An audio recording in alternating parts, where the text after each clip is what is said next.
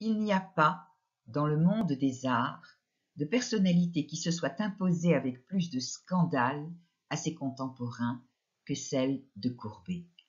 Il a été la bête noire de sa génération, et il a pesé sur son jugement de tout le poids de son importance tapageuse et de son insupportable vanité. Pour peu qu'on entre dans l'histoire de sa vie, on s'explique ce sentiment et on l'excuse.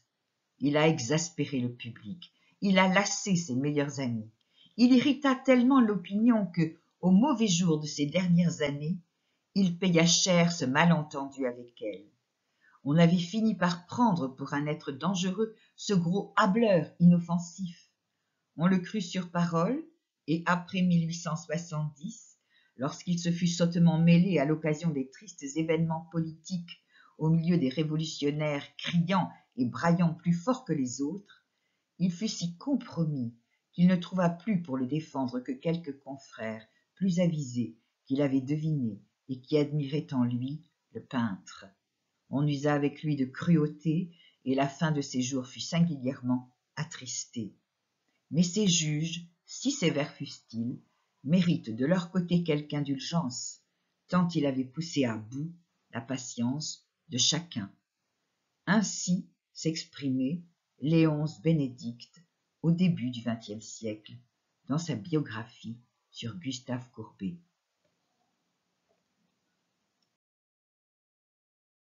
Courbet se départissait rarement de sa belle humeur, et ses premiers succès, et peut-être un peu aussi ses vantardises, lui avaient valu à Ornans la plus grande popularité.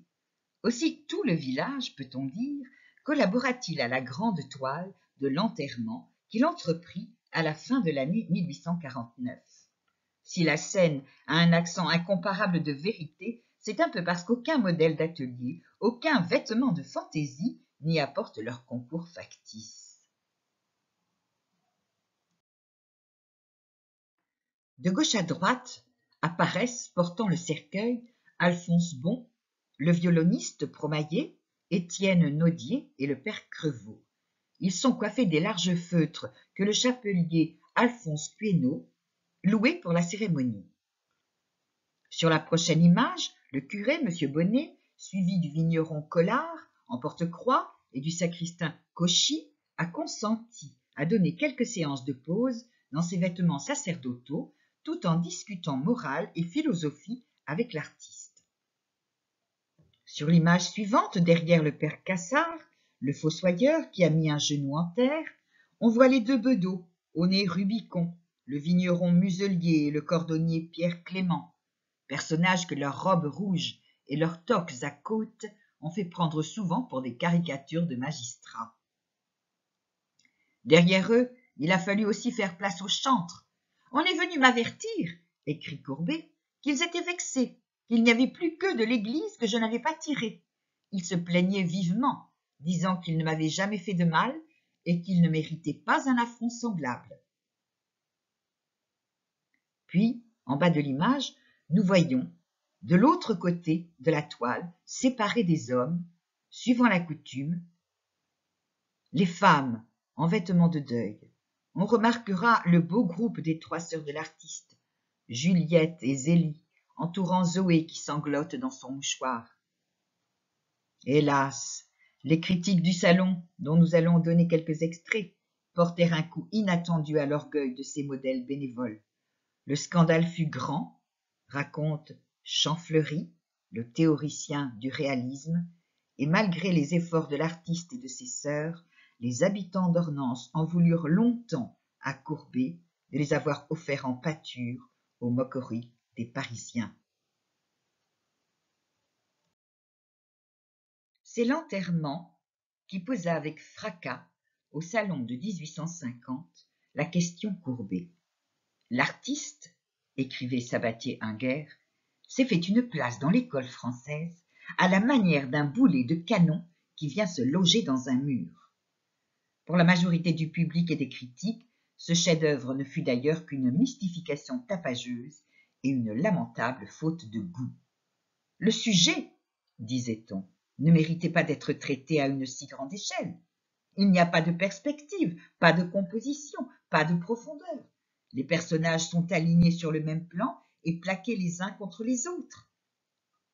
Quelle que soit la longanimité et la bienveillance du spectateur, écrivait Claude Vignon, l'impression produite est la même sur tous, chacun, depuis l'artiste même le plus fantaisiste jusqu'au plus simple bourgeois, s'écrie en se sauvant « Bon Dieu que c'est laid !»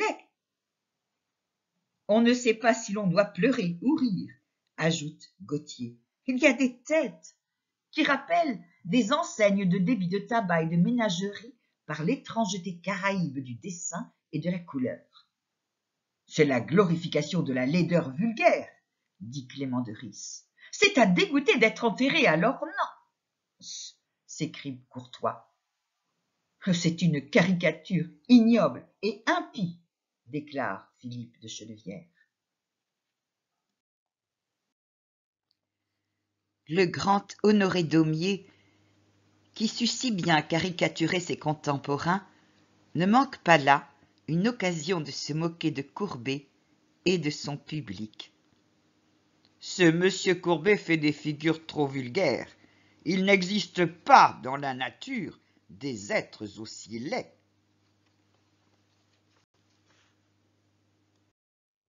Comme Courbet, Daumier s'est attaché à peindre les plus humbles. Il a souvent évoqué le peuple laborieux de la grande ville sous le Second Empire. La blanchisseuse, ici, affirme son type social, marqué par la besogne dure et répétitive. Dans ce tableau réaliste de 1863, Daumier n'a pas choisi de représenter les riches bourgeois voyageant en première classe, mais le petit peuple de la troisième classe, afin de dénoncer la misère qui régnait dans une grande partie de la société française.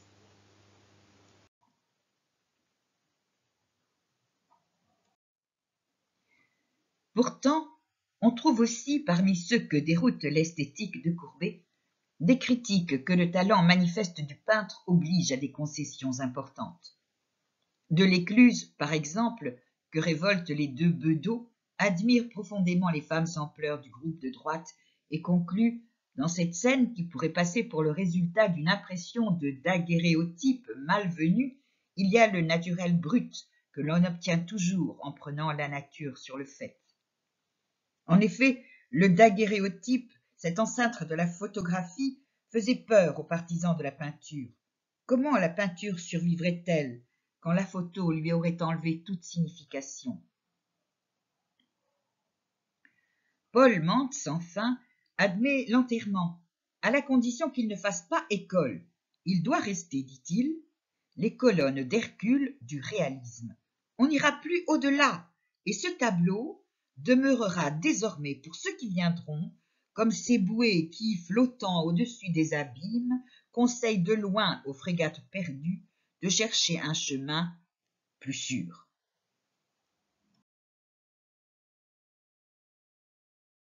Le salon de 1850-51 est un des plus importants dans la carrière de l'artiste. Le jury, nommé par les artistes cette année-là, reçut les 8 toiles qu'il avait envoyées, parmi lesquelles les paysans de Flagey revenant de la foire, les casseurs de pierre et l'enterrement. Devant un pareil ensemble, il n'était pas possible de rester indifférent. De part et d'autre d'un petit groupe d'incertains, les amis et les adversaires de Courbet prennent désormais position. Dans son pays natal, où il revient sans cesse faire de longs séjours, Courbet s'est arrêté une fois de plus devant les scènes et les modèles familiers. Parmi les paysans qu'il a peints à leur retour, vers Flagey, à l'issue de la foire de Salins, on reconnaît le père Courbet à cheval. La jeune femme qui porte un panier sur la tête est une voisine, la Josette d'Arbon. Tandis que la plupart des critiques cherchaient en vain ce que le peintre avait pu trouver d'intéressant dans ce spectacle digne seulement du daguerréotype, les admirateurs découvraient dans la toile plus de pensées que Courbet, espérons-le, n'avait cherché à y mettre. Pierre-Joseph Proudhon est comme Courbet un franc comtois. Polémiste, journaliste, économiste, philosophe politique et sociologue français, il est l'auteur de plus de 60 livres dont le majeur « Qu'est-ce que la propriété ?» Peu après sa mort paraît son essai du principe de l'art et de sa destination sociale. Et bien que Flaubert, exaspéré, écrive « Je viens de lire Proudhon sur l'art, c'est le maximum de la pignoufferie socialiste », Proudhon, lui, en profite pour annoncer sur les ruines de l'art faussé, consacré par l'erreur dominante, la naissance d'un art social auquel est promis l'avenir, mais dont Courbet est somme toute le seul précurseur. Courbet et Proudhon ont souvent confronté leurs interrogations communes sur le rôle social de l'art, et Proudhon, tel que nous allons l'écouter, est un ardent défenseur de l'art de Courbet.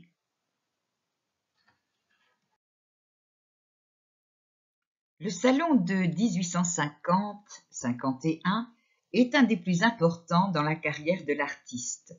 Le jury, nommé par les artistes cette année-là, reçut les 8 toiles qu'il avait envoyées, parmi lesquelles les paysans de Flagey revenant de la foire, les casseurs de pierre et l'enterrement.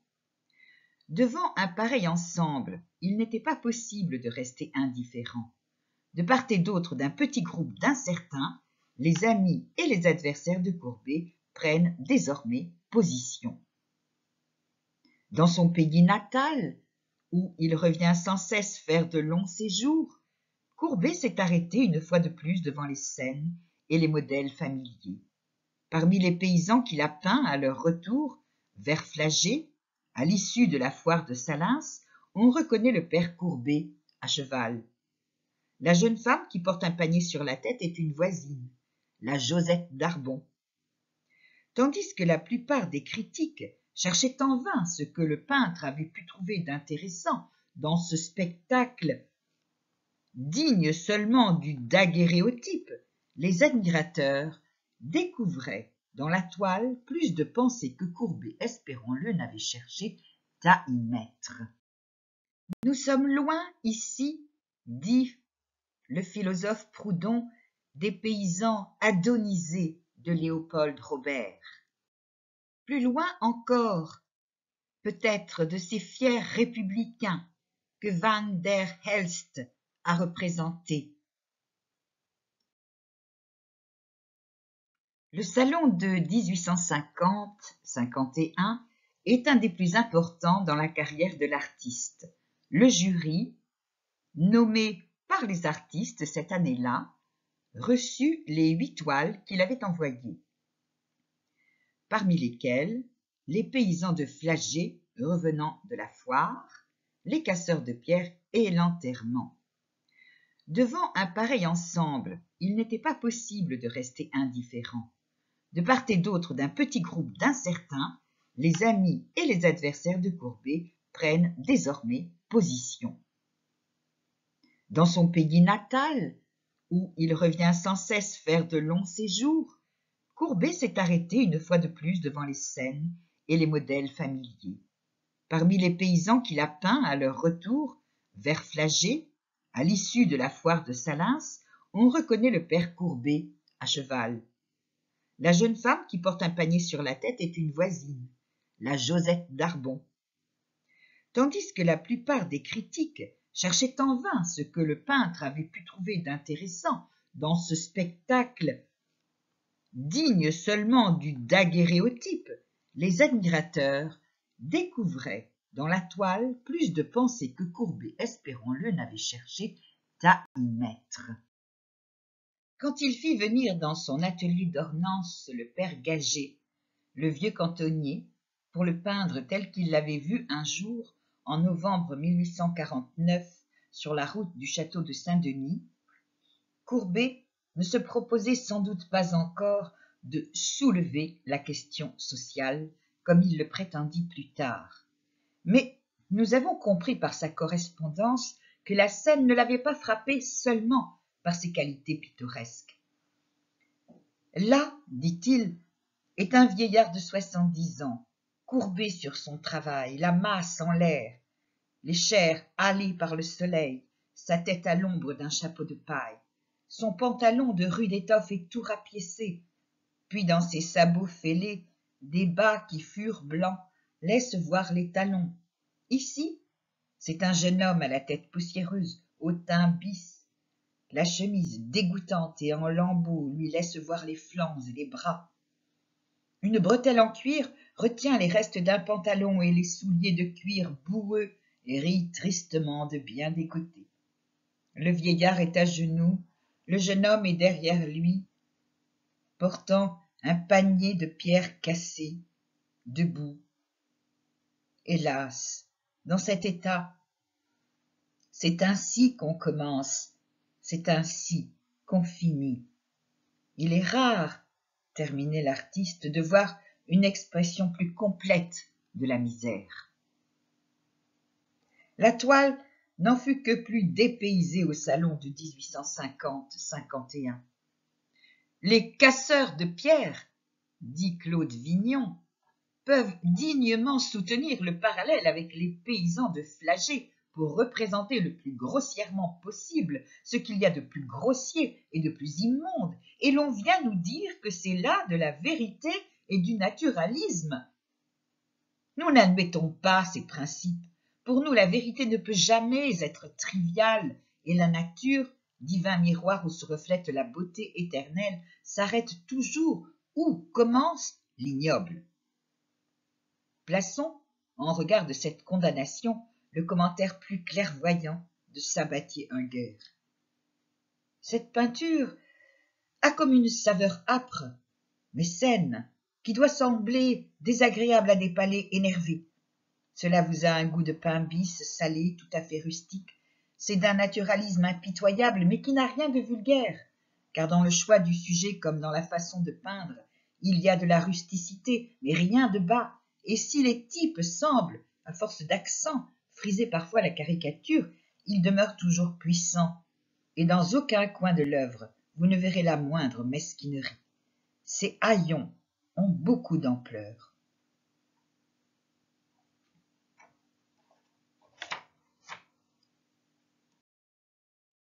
Marie-Rosalie Bonheur, dite Rosa Bonheur, est une peintre française contemporaine de Courbet, spécialisée dans la représentation animalière.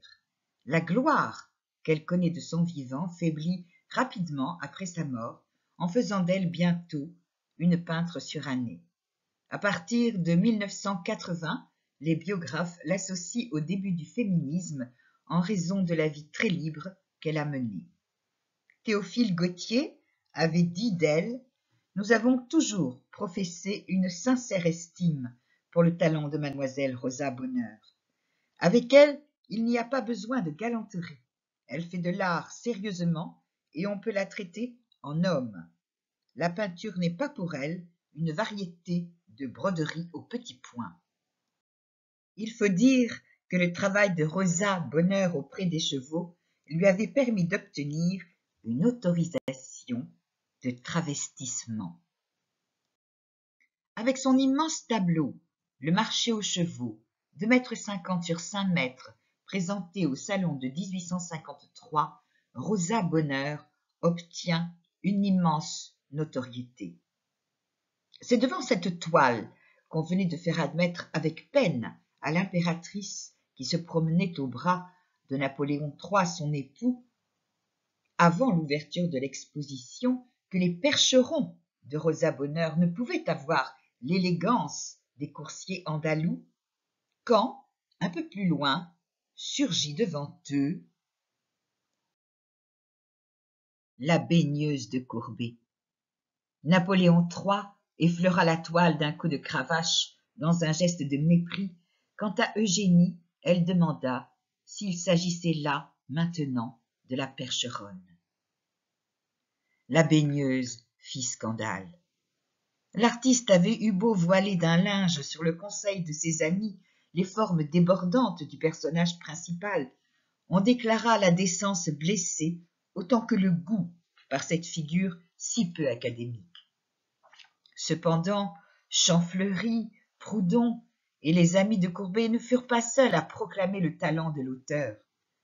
C'est un vigoureux artiste que ce gaillard-là, s'écria le peintre Tassaert, à qui nous devons cette larmoyante démonstration de réalisme qui s'intitule « Suicide ». Et Paul Mantz, tout en adjurant de nouveau Courbet de ne pas aller plus loin, le louait d'arrêter par sa protestation la chute de la peinture dans l'académisme néo-grec. Quelle a été l'idée du peintre en exposant cette surprenante anatomie, se demande d'abord Gautier. Est-ce en haine de la Venise de Milo qu'il a fait sortir d'une eau noire ce corps crasseux? Mais l'écrivain, malgré son aversion pour cette créature obèse à la graisse mal distribuée, avoue que cette monstrueuse figure renferme des parties très fines de ton fermement modelées. L'eau a une transparence profonde simplement obtenue. Le paysage est plein d'air et de fraîcheur, et cette toile malencontreuse prouve beaucoup de talent fourvoyé. C'est moins une femme qu'un tronc de chair, un corps en grume, dit l'autre part Edmond About. Mais ce même About, après avoir dénoncé ce scandale de nudité, convoque la postérité à venir plus tard admirer au Louvre ce morceau de résistance à côté des Durer et des Jordaens. Et voilà ce qu'en ont fait de célèbres caricaturistes du temps.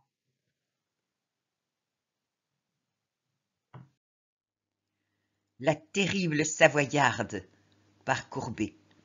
Cette terrible Savoyarde propose 500 francs à celui qui pourra la tomber.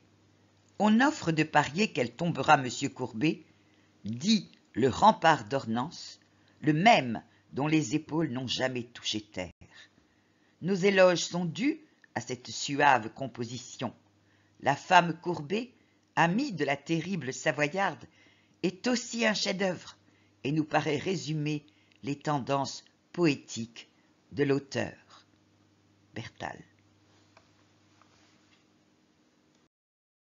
Comment rivaliser, en effet, avec cette Vénus-là?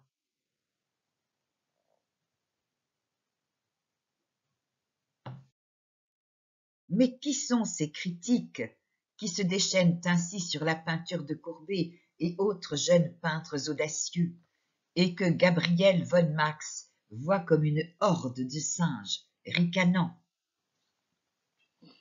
À partir de la deuxième moitié du XIXe siècle, la liberté de la presse et les progrès techniques de l'imprimerie, de textes et d'images permettent un important développement des journaux et revues illustrées.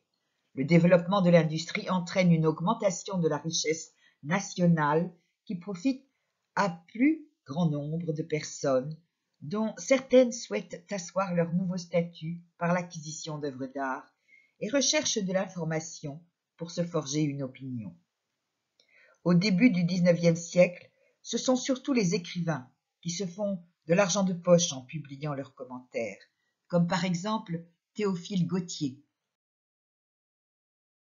Étienne Jean Delécluze est un critique d'art assez singulier dans le paysage du XIXe siècle en France.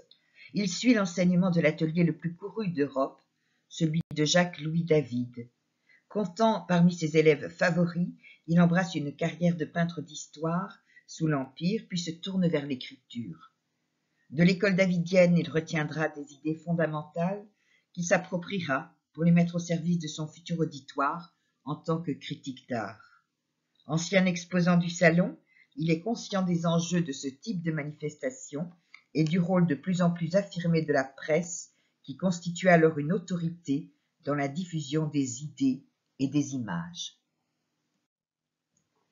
Claude Vignon, qui comme son nom ne l'indique pas forcément, est une femme, sculptrice, de formation, romancière et féministe. Les femmes n'avaient pas vraiment intérêt à se laisser connaître en tant que femmes. Claude Vignon est en réalité un pseudonyme qu'elle a trouvé dans le roman Béatrix de Balzac. Manifestement, elle n'apprécie pas la peinture de Courbet. Jules-Antoine Castagnari gagnait très vite à la cause de Courbet et son ardent défenseur. Collabora au Monde illustré, au Siècle et au Nain jaune. Il organisa la presse républicaine en province lors du siège de Paris en 1870 et fut le directeur de l'École nationale supérieure des beaux-arts. Paul Mantz commence à rendre compte des salons artistiques en 1845 en prenant parti pour Eugène Delacroix et Théodore Rousseau. Il a évolué peu à peu vers un nationalisme assez marqué en défendant la souveraineté de l'art français.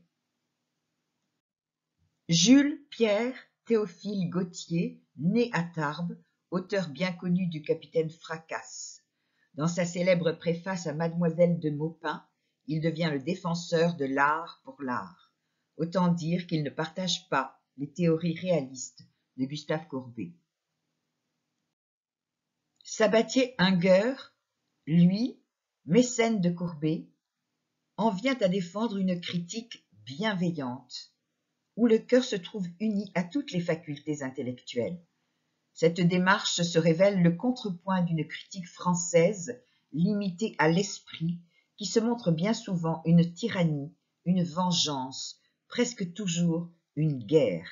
La critique pèse sur l'artiste, dit-il, comme la force armée sur le citoyen.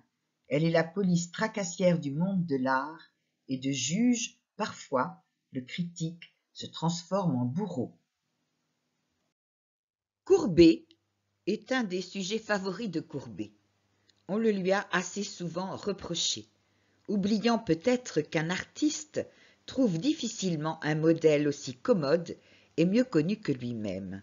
Mais, ajoutait-on, le peintre qui a enlaidi à plaisir tant de ses contemporains ne manquait pas de se mettre en frais de délicatesse en faveur de sa propre figure, disait Edmond About en 1857. Ici encore, l'artiste n'est pas sans excuse, s'il en faut, pour les chefs-d'œuvre que nous a valu cette complaisance un peu exclusive. Tous ceux qui l'ont connu, dans sa jeunesse, s'accordent en effet à dire qu'il était fort beau. Jules Breton, ce peintre d'une paysannerie élégante et idéalisée qui agacera Baudelaire et Zola, qui lui préféreront le réalisme de Courbet, connaissait le peintre d'Ornans et le décrivait ainsi. Il avait la taille haute, dit Jules Breton, la poitrine large, la face ferme en ses plans simples, légèrement bronzés et éclairés par deux magnifiques yeux de taureau. Sa chevelure était luxuriante et sa barbe, ondulée et bien semée, laissait voir toute la grâce d'une bouche fine qui relevait volontiers ses coins ironiques et teintés d'ombre. Tout cela avec une apparence de rusticité qui lui donnait l'air d'un pâtre chaldéen. Tel Courbet, sa marche ondulée dans ce balancement satisfait des beaux campagnards, la tête toujours un peu penchée vers le sol, comme pour des recherches intéressant le flair, car il avait plus de tempérament que d'intelligence, plus de sensualité que de sentiment poétique.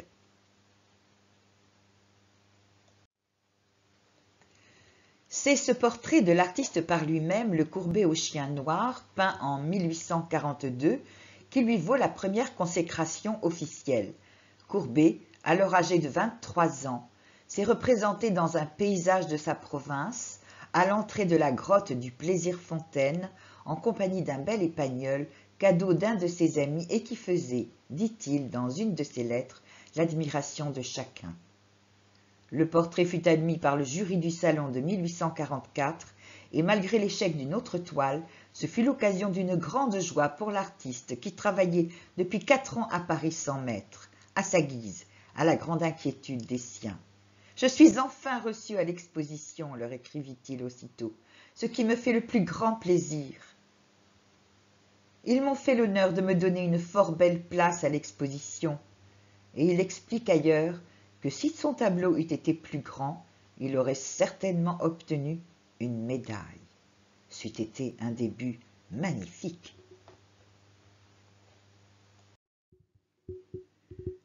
Ici, Courbet se confronte au grand maître du portrait de la Renaissance. D'ailleurs, il l'exposa en 1855 dans son pavillon du réalisme sous le titre « Portrait de l'auteur, étude de Vénitien ». Vénitien comme Titien, par exemple, et son fameux homme aux gants du Louvre. Par la maîtrise du clair-obscur, la carnation du visage et des deux mains, surtout celle hypertrophiée qui vient caresser la joue, ressort puissamment. Le visage exprime non plus un sentiment exacerbé, mais plutôt une douce mélancolie. Sur la table, un portefeuille de dessin et un porte-craie rappellent son statut d'artiste. Voici en effet l'homme aux gants de Titien. Courbet donne, dans cette version, une toute autre facette de sa personnalité, une sorte d'assurance un peu dédaigneuse, celle d'un homme qui a surmonté les épreuves de la vie et défie avec mépris quiconque lui promette l'insuccès. Cheveux et barbe en bataille, lèvres sensuelles, pipe en bouche, il toise le regardeur, sûr de sa beauté et de son talent. C'est le portrait d'un fanatique, écrira-t-il à Bruyas en mai 1854, d'un ascète, c'est le portrait d'un homme désillusionné des sottises qui ont servi à son éducation et qui cherche à s'asseoir dans ses principes. Autoportrait manifeste donc, dont l'expressivité nouvelle semble marquer un nouvel élan à sa carrière, peint vers 1849, l'homme a tout juste 30 ans et remportera son premier succès cette même année en présentant au salon une après-midi dîner à Ornans.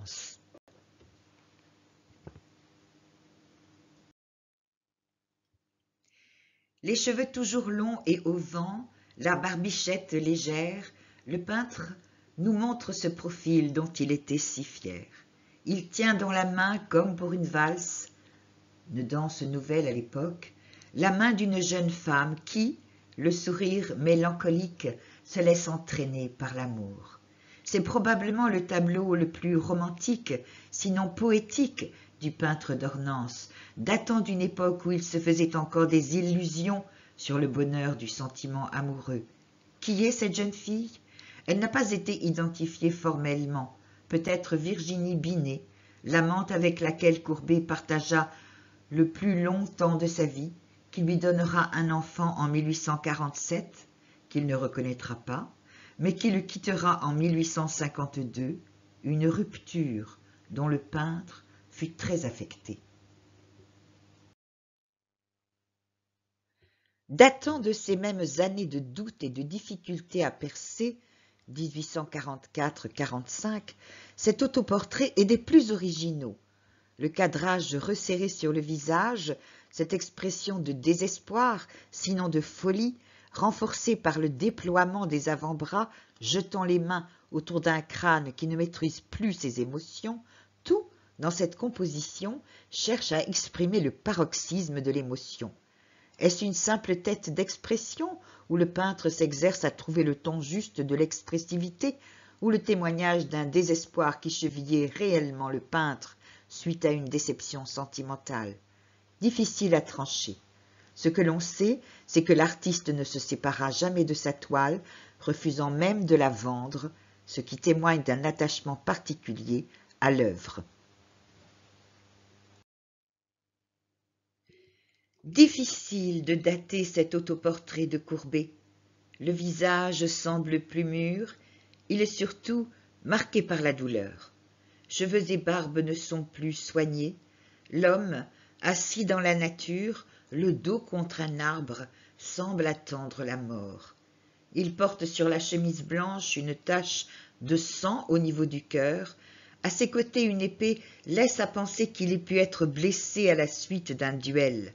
Mais la radiographie de la toile, en 1973, révéla une composition sous-jacente dans laquelle l'homme, Courbet toujours, mais plus juvénile et imberbe, était assis dans une position très proche à ce cyprès, qu'il tenait dans son bras gauche l'épaule d'une jeune femme venant caler amoureusement sa tête dans son cou. La scène, dont il existe un dessin ophusien, s'appelait alors sieste champêtre. De cet enlacement romantique, l'homme est demeuré seul, et la blessure au cœur relève sans doute plus d'un amour déçu que d'un duel.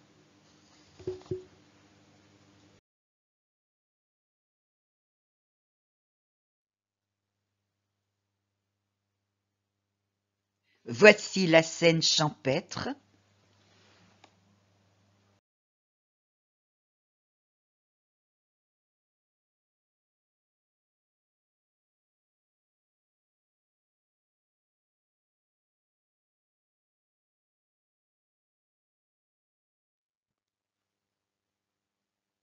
Voici à nouveau l'homme blessé.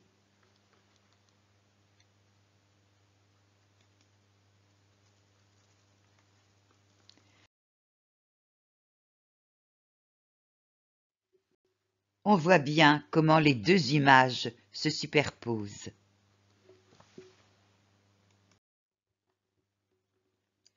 Cet autoportrait, à droite, met en scène le peintre dans son rôle de peintre, accueilli par son nouveau mécène de Montpellier, Alfred Bruyas, qui, l'année précédente, avait acquis les très controversées Baigneuses. Soucieux d'approfondir cette nouvelle collaboration, l'artiste se rend donc dans le sud, dans la forte lumière du Languedoc. La diligence qui l'a conduit s'en va sur la droite, tandis que Bruyas, venu à sa rencontre, d'où le titre, avec son serviteur Calas et son chien, salue son hôte.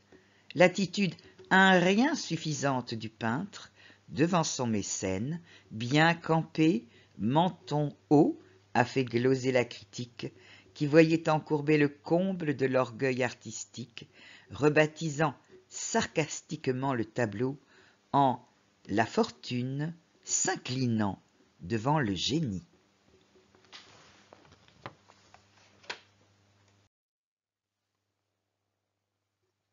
Le col rayé est celui du manteau de son mécène, Bruyas, chez qui Courbet réalise cet autoportrait durant l'été.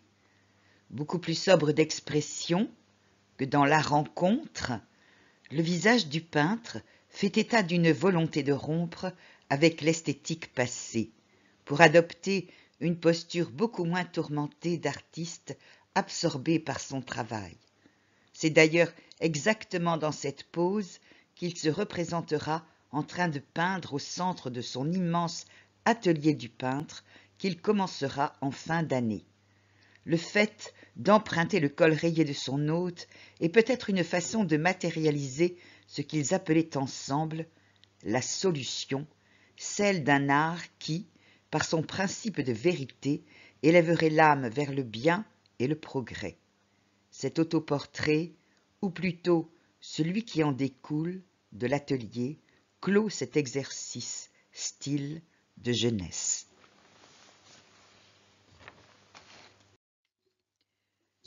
Monsieur Michael Freyd, dans son ouvrage sur Courbet, commente ainsi ce magnifique paysage de la vallée de la Loue.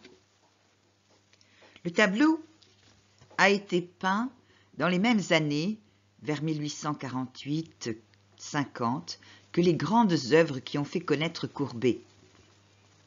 L'après-dîner à Ornans, les casseurs de pierre, l'enterrement. Il donne l'occasion de souligner un aspect de sa peinture, un effet de mouvement général qui attire le spectateur à travers le champ pictural.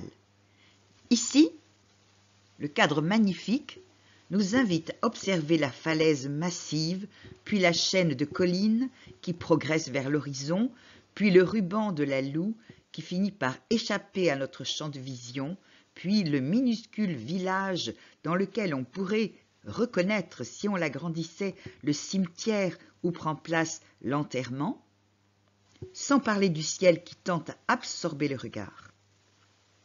Les deux hommes que l'on devine au premier plan sont nos doublures, comme elles sont celles du peintre.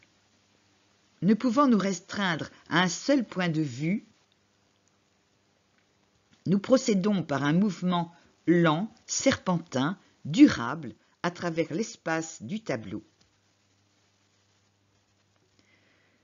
Nous allons nous quitter sur cette belle vue de la vallée de la Loue par temps d'orage.